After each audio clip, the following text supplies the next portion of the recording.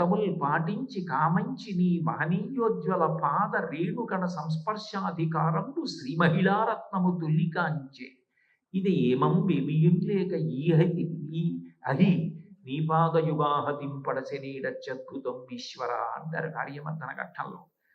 అటువంటి లక్ష్మీదేవే ఆయన పాదములకు అంటుకున్నటువంటి పరాగంలో ఒక రేణువు తల మీద ధరించాలని కోరుకుంటుంది.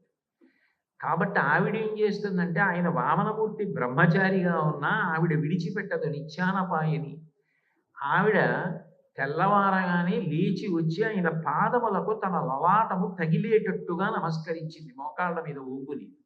ఆవిడ యొక్క నొసటన ఉన్న కస్తూరి తిలకం ఆ పాదానికి అంటుకుని కనపడుతోంది. అంటే ఆ పాదం అంత గొప్ప పాదం. ఇప్పుడు ఆ పాదాలు గడిగాడు. నళినామోదము తామర పూల వాసన వస్తున్నటువంటి పాదం.